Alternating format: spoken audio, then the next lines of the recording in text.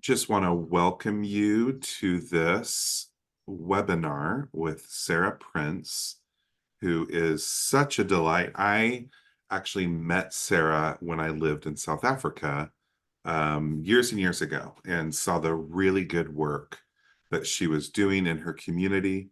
I saw the authentic ways that she embraced the neighborhood around her, the way that she lived with her family and invited people into her family dynamic. So I can't think of a better person to speak to this kind of topic. Um, and this topic is actually really, really important. Um, the, excuse me, the the goal of us in our humanity is to thrive and flourish and make the world and creation around us a better place. And we at Integer really believe in the power of that human connection to create human flourishing. Um, I actually worked with a lot of churches and a lot of nonprofits, a lot of ministries until I really was captured by the idea of what community could actually look like, not just kind of the imagination of what heaven looks like after earth, but what does it look like on earth? What would it look like to be authentic, to be honest and vulnerable and build something beautiful here? And that actually led me into the coaching world, realizing that I could help someone flourish. And so Integer was really born out of a dream to help people live their best and be their best.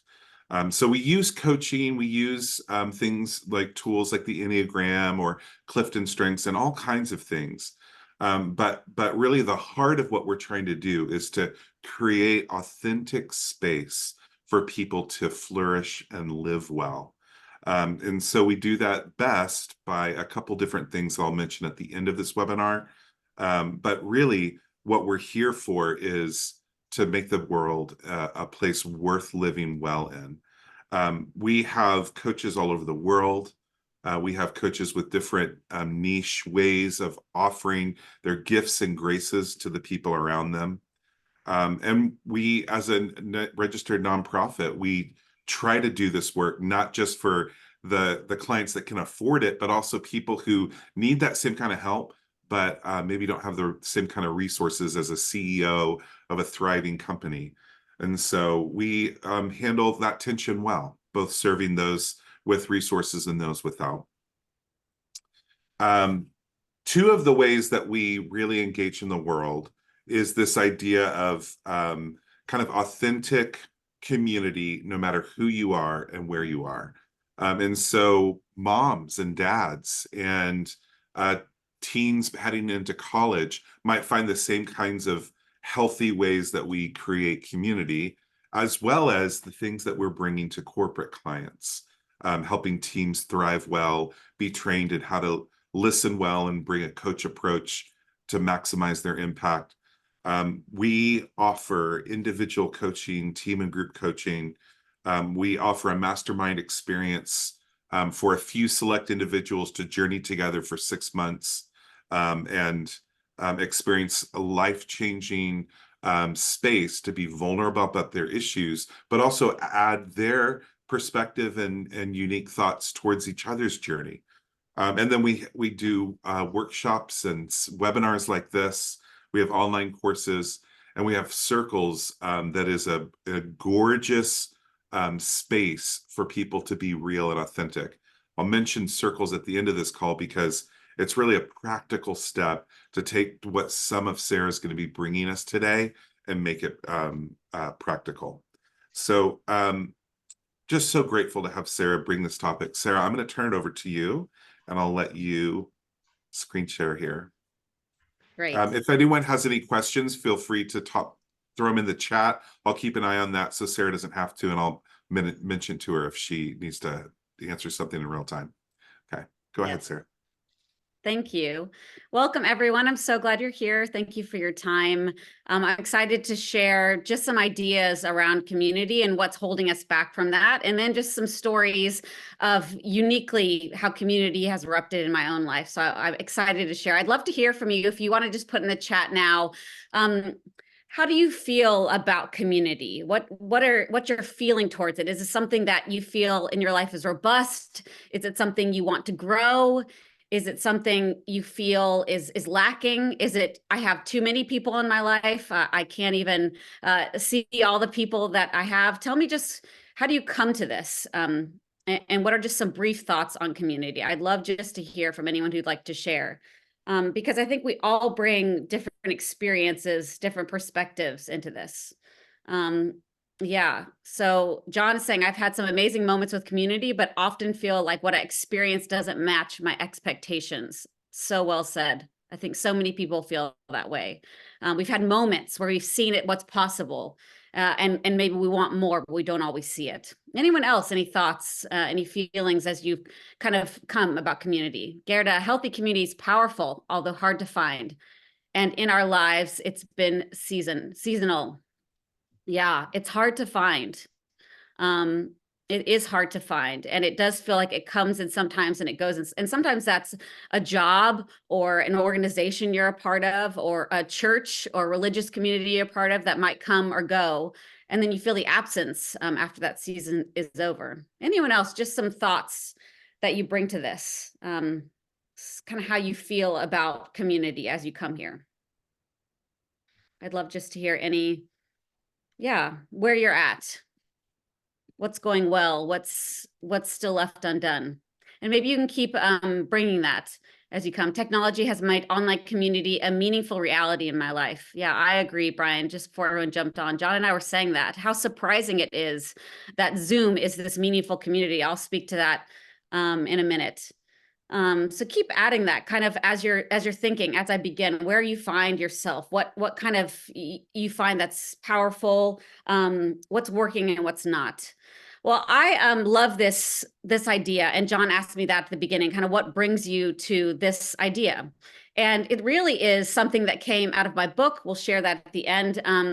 And it's a theme that I found in my life, but kind of surprisingly, I didn't mean to create it. I didn't mean to cultivate it. I didn't know that I needed it. I'll share that in just a minute.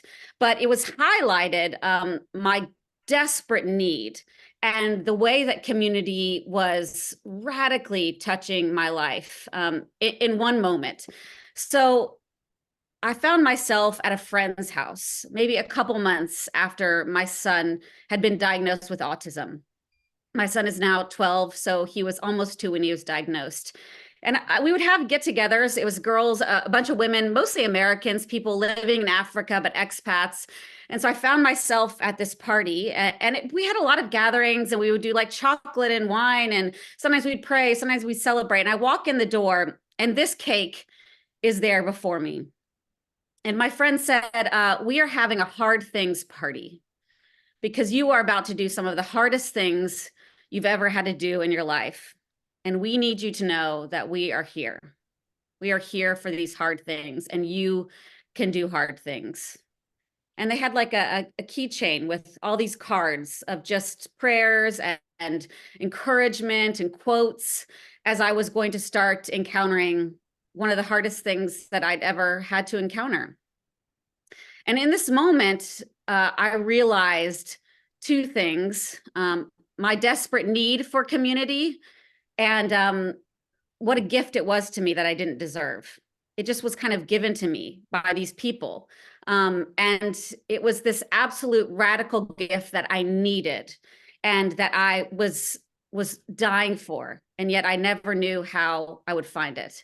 Una says about community, finding a community where one feels safe enough to be open is rare and precious.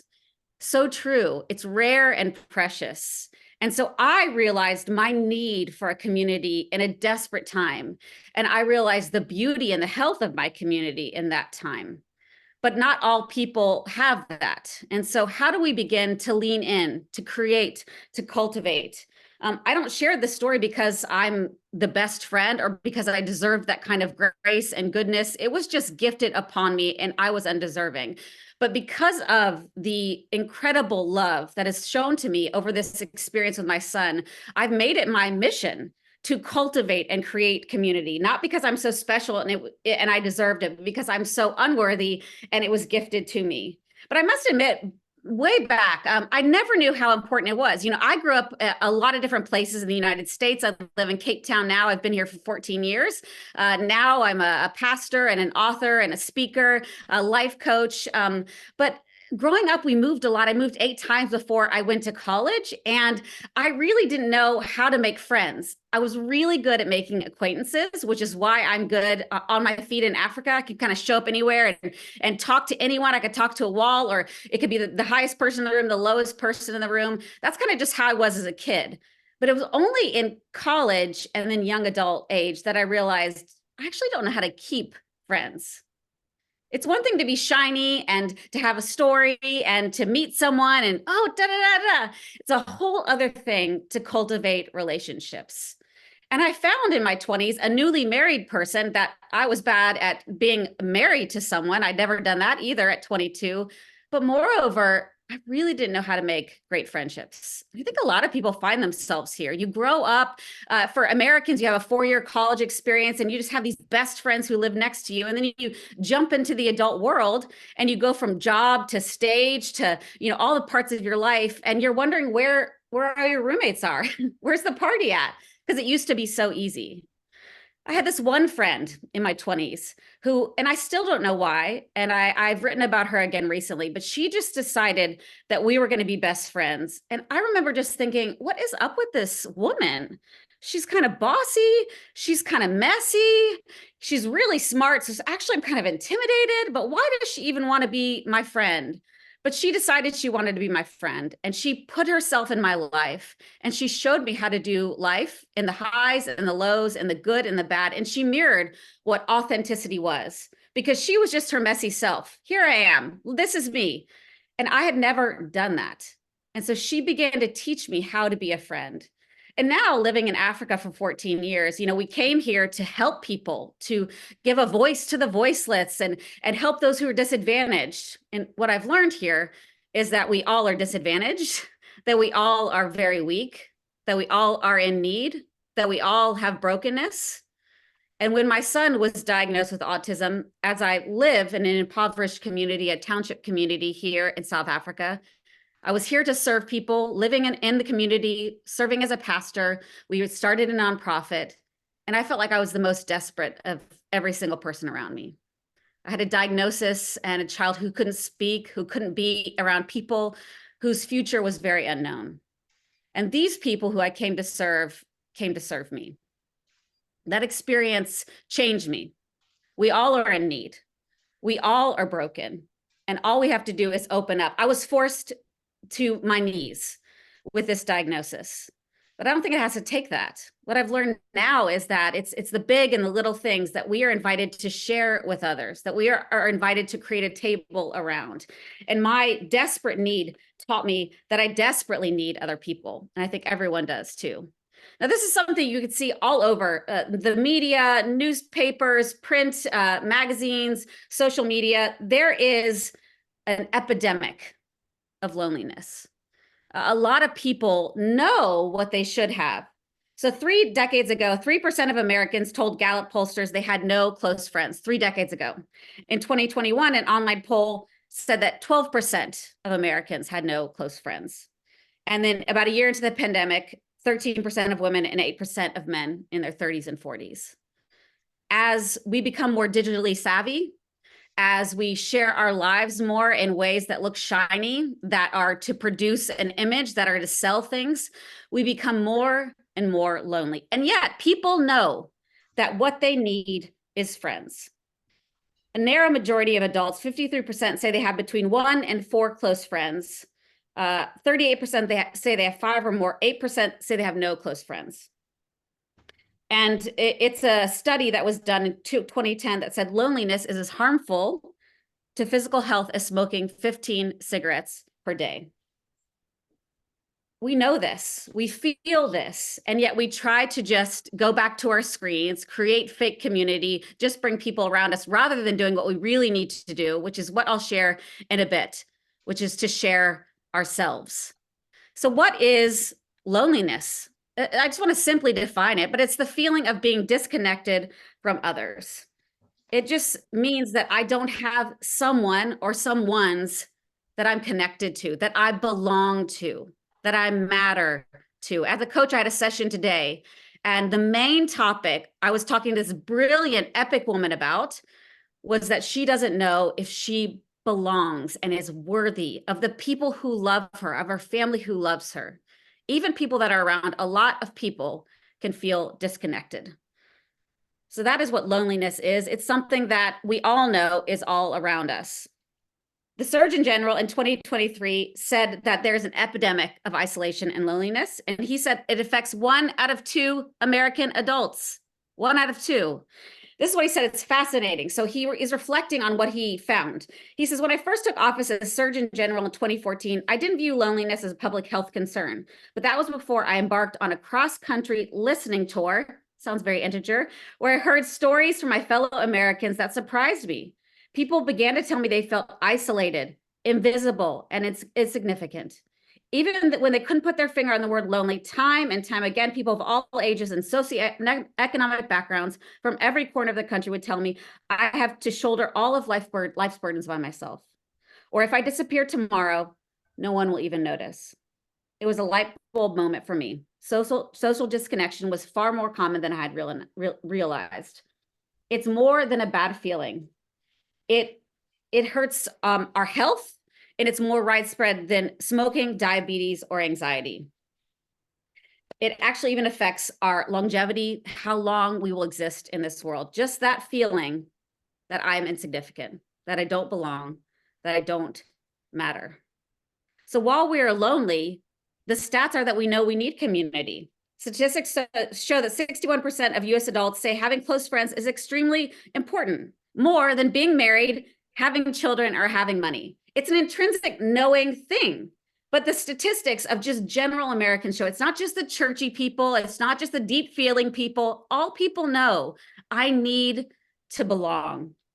So the Surgeon General lays out a plan. Don't worry, he has a great plan. And it's a bunch of word salad that includes reforming digital environments, strengthening the infrastructure of cities, enacting pro-connection policies, blah, blah, blah, blah. Surprise to no one, the government is not going to solve this. The government of any country. I think it's up to us. I think it's up to us. And I think it's revolutionary to say, I am going to create authentic community, because the world has a knowing that I need this. And so the way they do it is in fake ways. Believe in me. Tell me I'm shiny. Tell me I'm good. Tell me I'm smart. Tell me I'm worthy. Give me the award. Even from kids to adults, they want to be known by what they do, what they produce, how good they are on the outside. Again, this coaching client I was with today was just this incredibly intelligent, beautiful woman who doesn't have any currency with all those things. She'd done it all. And yet still, do I really belong? It's something much deeper than anything we can show, but it starts with us. It starts with us. And I believe we can start the revolution tonight or today. So what is authentic community? When I was looking for this, it comes a lot in churches. A lot of churches are talking about it. And I think, as I said, a lot of churches are getting this wrong. I don't think this is where we're going to find these answers. I think we're going to find them maybe within the church, but actually in other places. So authentic community it's providing a sense of belonging, support, and shared purpose. It's forming connections that are genuine and reciprocal, where members are valued for who they are. Again, often the value is if you're self-sufficient, what I do, what I bring, who I am, how I look, what I offer. Authentic community is a shared purpose, a shared reliance, shared values, connections that are genuine and reciprocal. Now, this is not a word salad. These words have meaning. Sarah. So how, yes. Your screen is only showing us like one little bar. You want to try loading that one more time? Yeah. Thank you so much.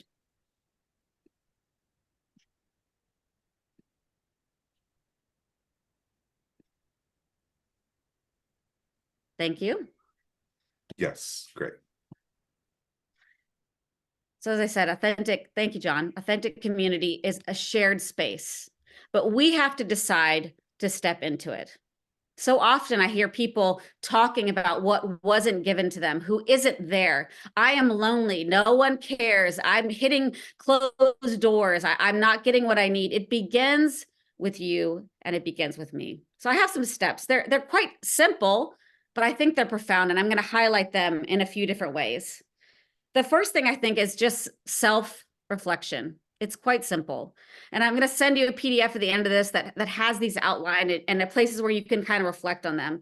But the first thing to build community is looking inside. That's not rocket science, but I think it's important to figure out what you need in every season. In my 20s, I had different needs that I had in my 30s. In my 40s, I had different needs than I had 10 years ago. For instance, I have this group of friends. We're kind of raising these boys together. My 12-year-old boy is one of them. And we realized that one of our needs was to get our lazy boys off their iPads and into the world. And so we decided to form a hiking group.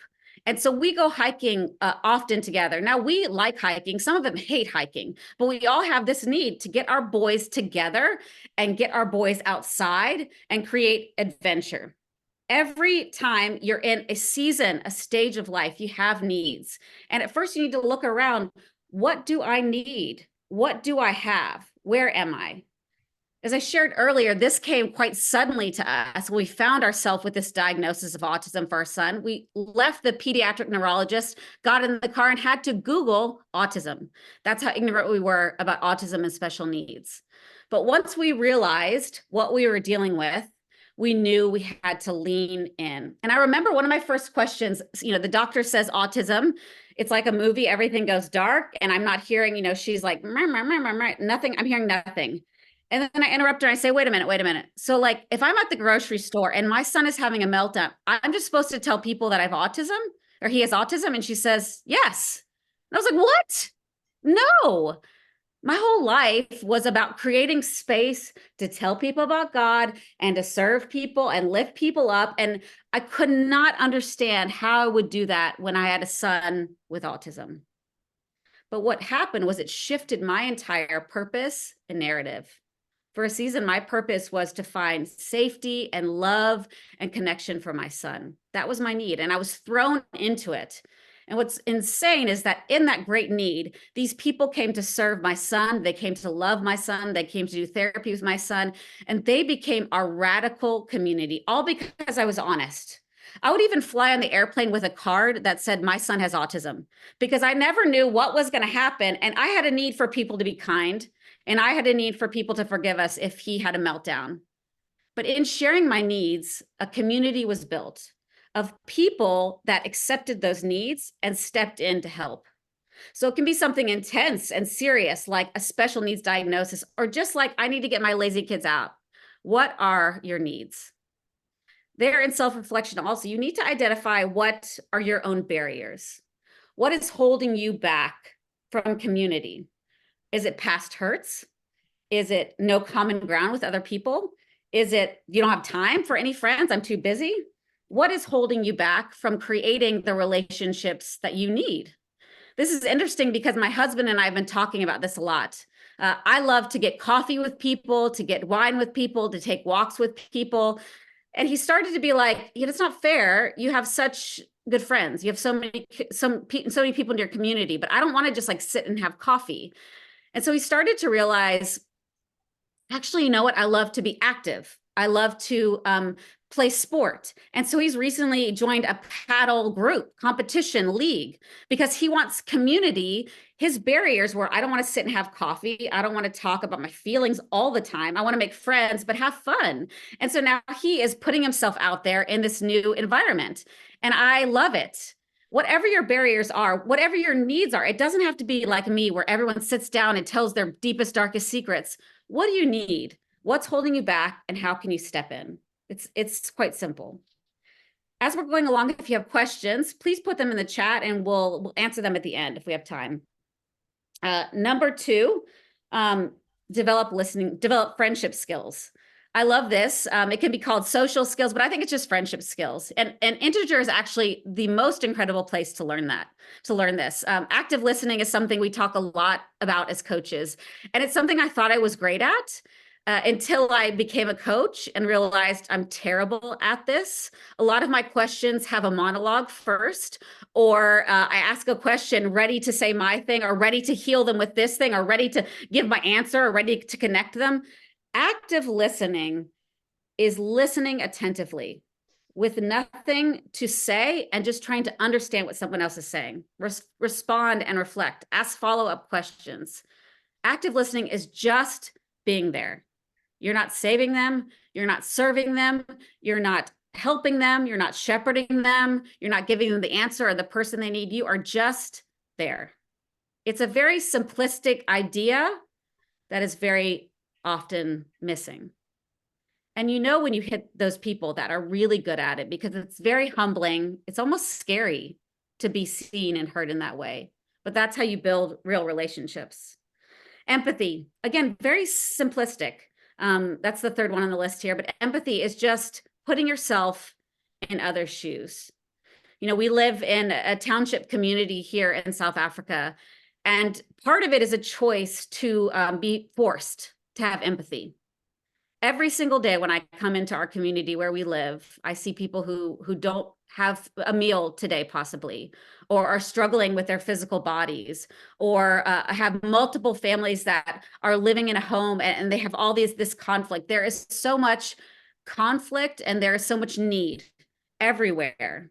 And these are people who've been disadvantaged and pushed away and pushed aside by the government here. And I want to hear their stories. I want to feel their stories. I don't want to forget their stories. And so for me, living among them pushes me to step in their shoes all the time. I won't understand it fully, but it forces my eyes and it forces my heart. How can we create empathy in our world? And the last one is communication. We need to create more places of communication. Who are you really?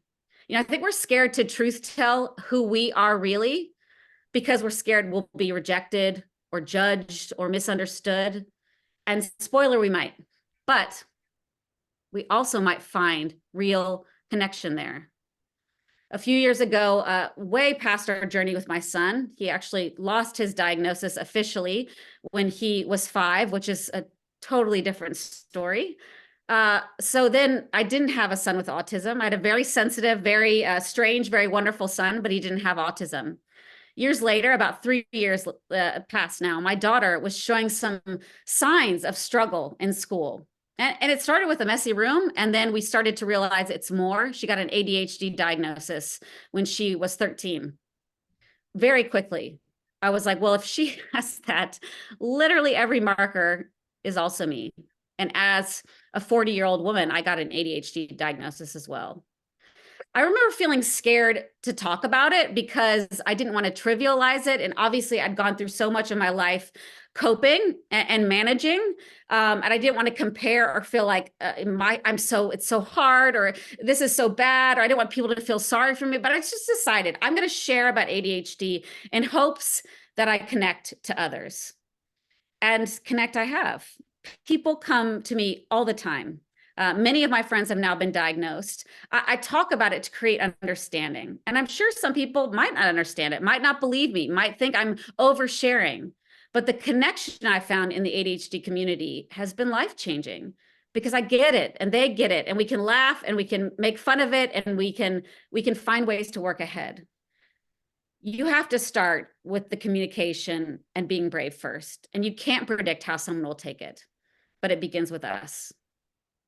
Okay, number 3 of 5 is taking initiative. Okay, so you reflected, you kind of see and harness the skills within you, and now you have to actually take a step. You actually have to go join the paddle group. You actually have to go join the group at your church. You have to join in and you have to reach out.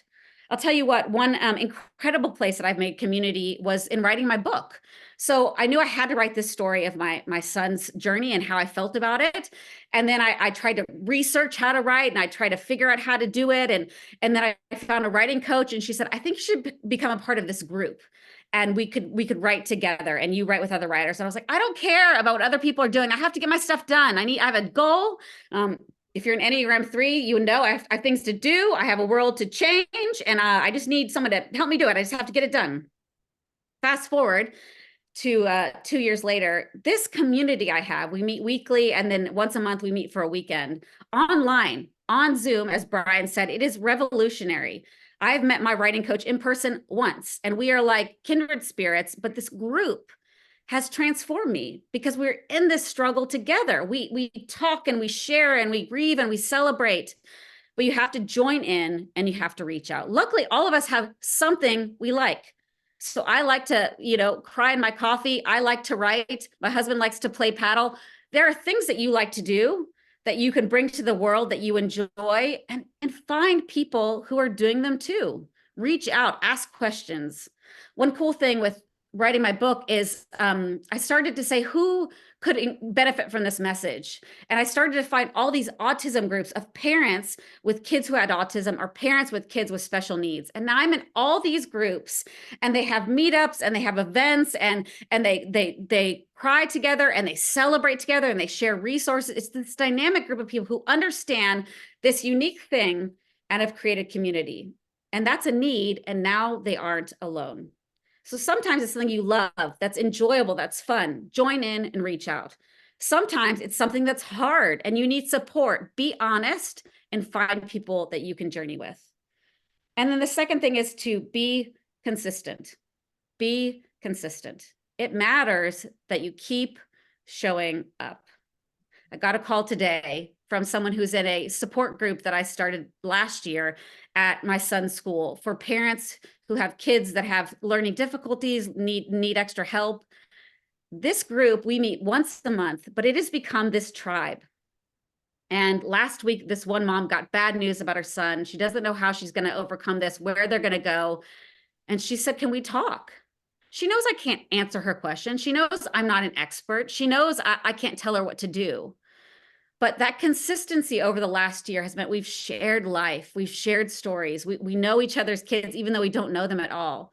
And that consistency has created this moment where she's not alone. Be consistent for you, be consistent for others. Okay, keep those questions in your head, put them in the chat if you have them. We have 2 more points. I love this quote. Some people think they are in community, but they are only in proximity. True community requires commitment and openness.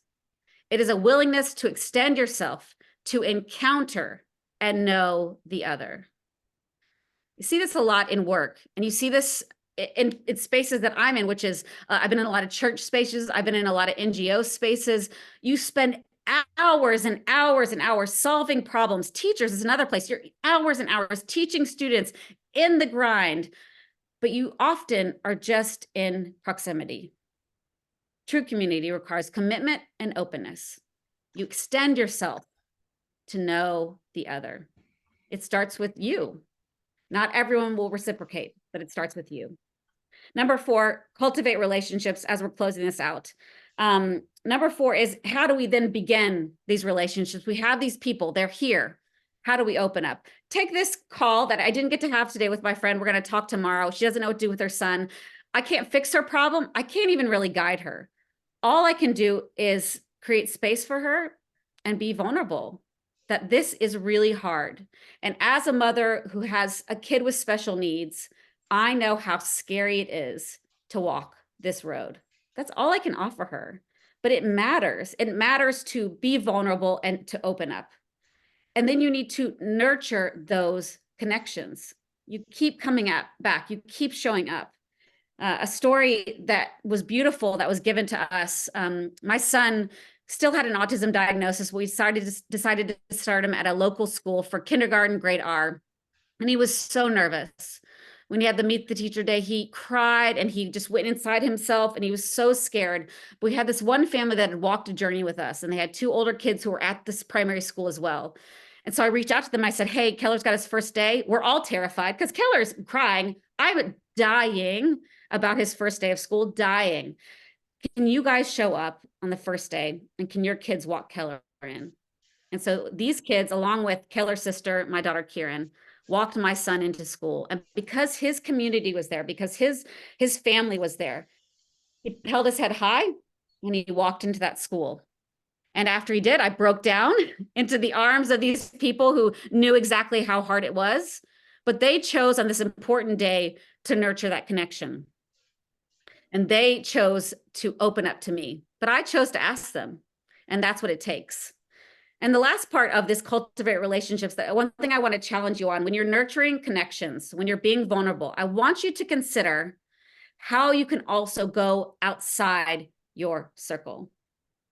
It's very easy for us in faith journeys, in our jobs, in our lanes, and the things we're good at, to find people who agree with us, to find people who see it the same way we do, to find people who are going to say, yeah, totally.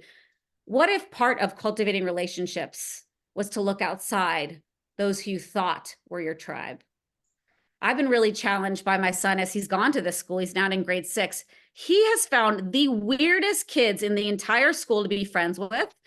And we have created this weird tribe of parents and kids. We truly are the most strange people you've ever met.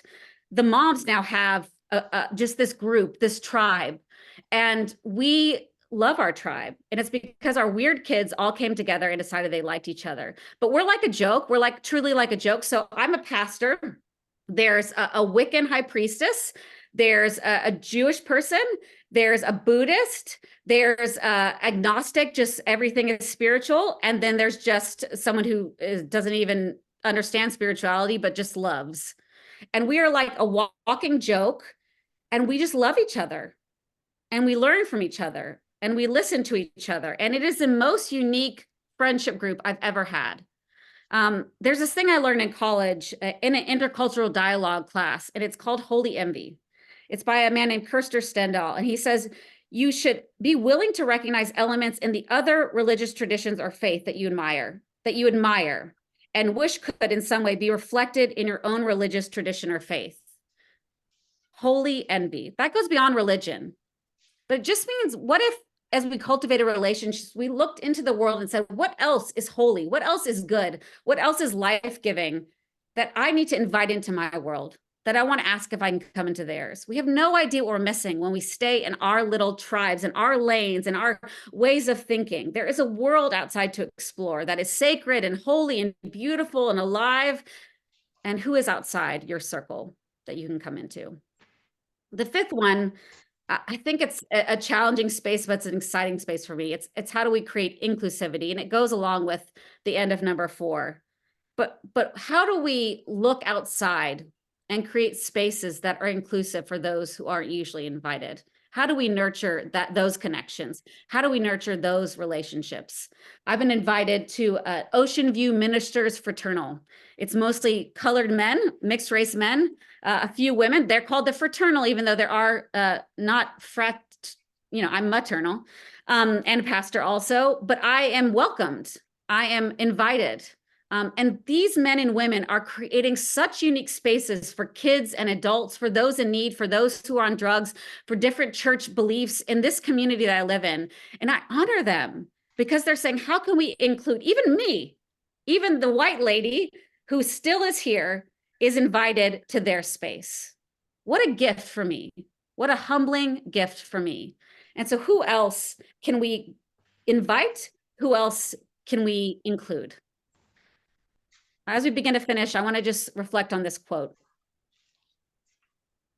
Some people, we already said this one, some people think they're in community, but they're only in proximity. True community requires commitment and openness. How can we extend ourselves to encounter those that are around us? And as we begin to close, I'm going to send you a PDF. Our team is going to send you a PDF of just some space to think about this. These are the questions I'd love you to consider. What do I need? What does my family need? What do I need within me? What does my personality need? What are my interest needs? What does my desperate neediness need? What do I need as I look out? Second question, where can I start? Who is there? You know, you got to take a first step. Who is around me that I could talk about this to? Who could keep me accountable? Who could challenge me? Who could begin to dream with me as I begin to create this community? And then I want you to dream. This is actually a coaching technique, which is kind of this forward thinking thing. But if you had the ultimate friend group, the ultimate community, if in 5 years you had the ultimate birthday party or the ultimate, just a celebration with your community, what would that look like? Who would be there? What would be said? What would that mean? What is the dream? This is a really silly example, but this week I was watching The Crown, and there's this moment on this last season where Prince Charles is with Camilla, the woman who he actually always loved, and he's celebrating her 50th birthday, and the family is mad, and Queen Elizabeth won't even come. And the beauty of this party is his love for her and her love for him. And it is this beautiful moment that they all never knew they needed. And just the beauty of this moment draws in the queen. And she calls him later to say that she's glad that Camilla is a part of their life.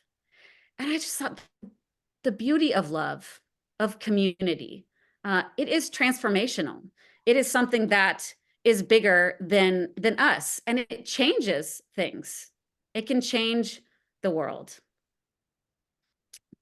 Any questions as we're here? Any thoughts? Una was sharing loneliness. Does it start with a disconnect to self, not knowing, believing our own worth, and therefore not able to reach out? What a profound question, Una. What a profound question. Where does it start? It's interesting with my client today, we were talking about this because she was someone who has been revered and accepted and admired, and yet it's still never permeated. And it still is, she's still struggling to feel it, struggling to believe it, because I do think it starts with a worthiness. I am worth. People who see me in all my glory and all my, brokenness, and they see me and they accept me. That is community. And as I said, I stumbled into it accidentally because I came to Africa and we've had many issues. I'm going to start my second book in August, and the stories of Africa are us making one mistake after another, stumbling, falling, putting our foot in our mouth. So I think my brokenness, I fell into community because I was broken and I had need and people came in anyways. But I think that is a great question. It's a question to sit with, Una. Great question. Una says, I choose to ask them, ouch, and yes, please. So easy to not ask, various reasons, I guess. Fear of rejection especially, but can make a huge difference. I choose to ask them. That is also definitely, Una, a barrier. Thank you for your thoughts here. It's definitely a barrier for us because it's one thing to know what I need, and it's another thing to say, would you enter in? Would you become a part of my world and what I need? That's really, really profound. I think a lot of things keep us from it, but I think that's a big one, is just saying what I need.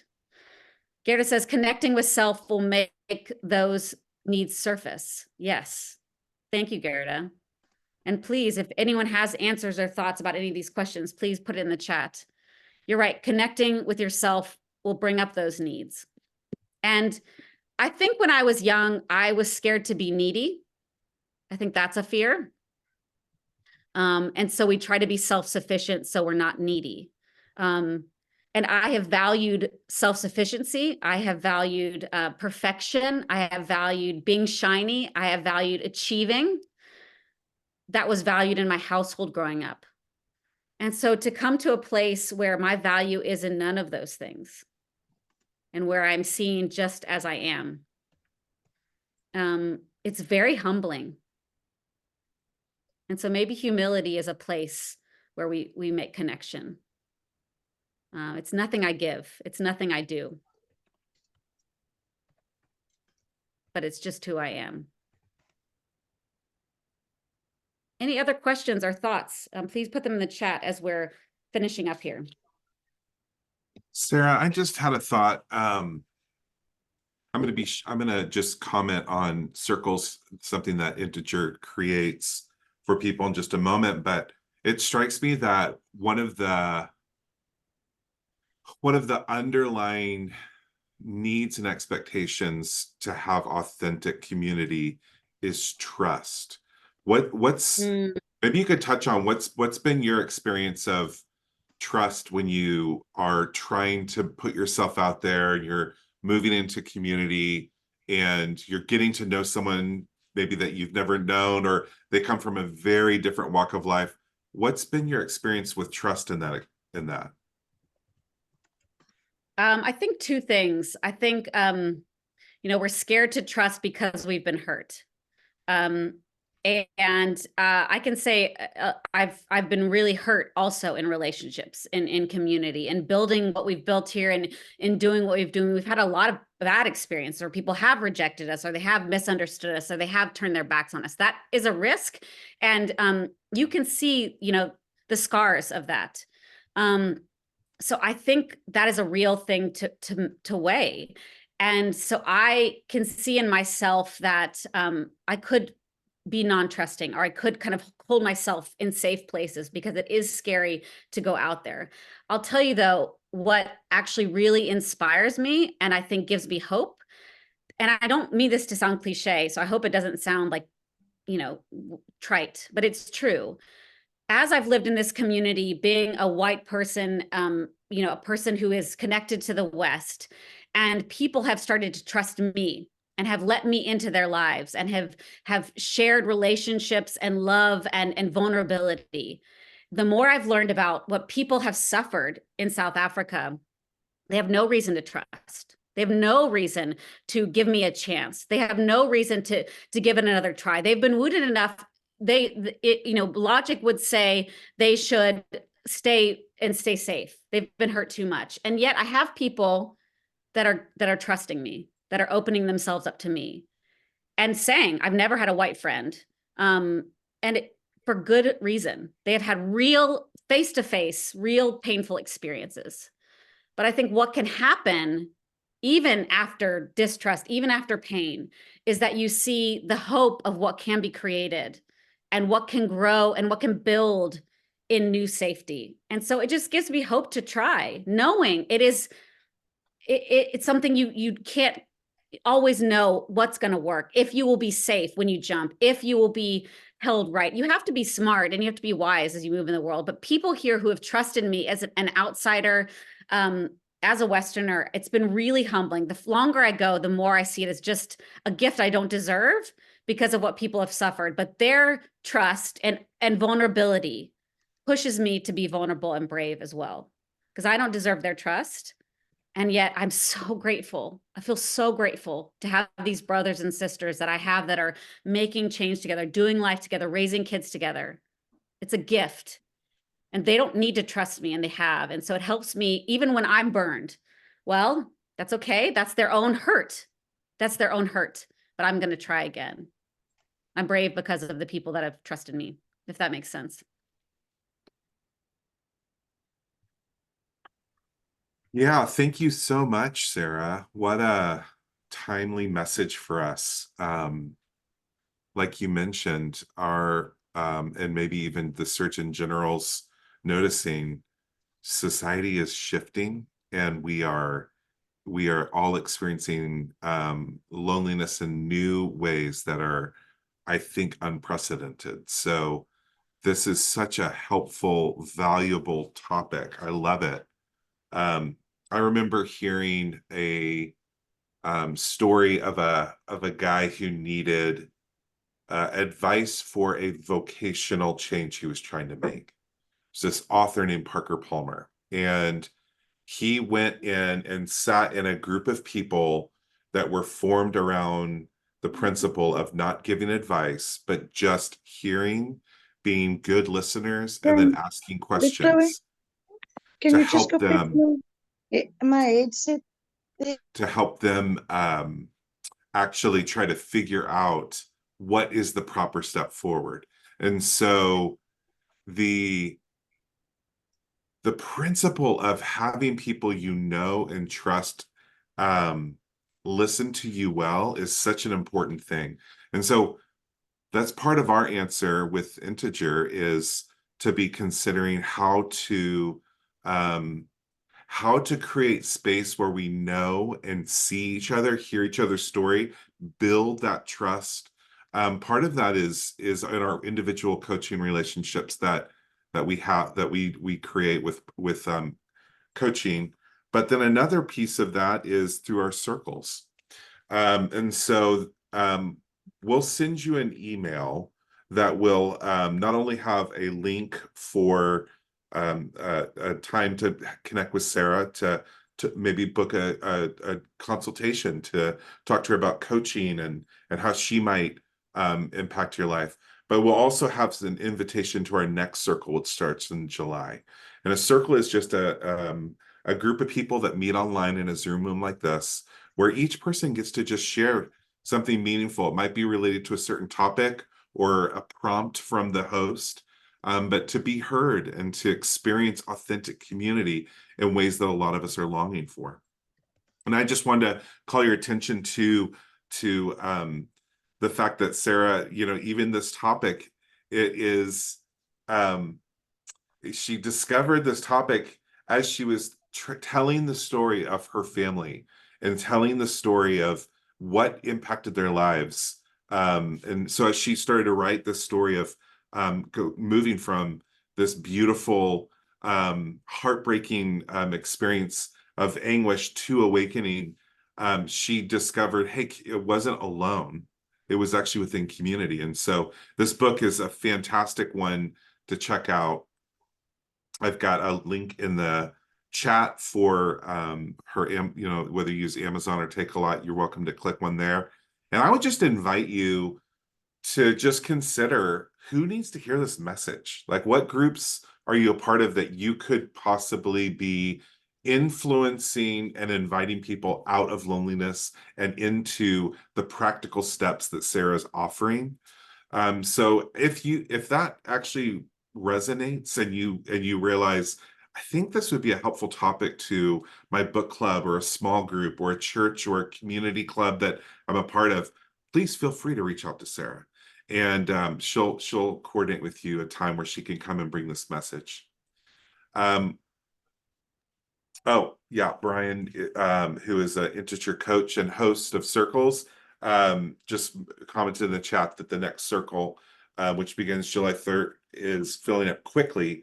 So yeah, please email back if you would like to.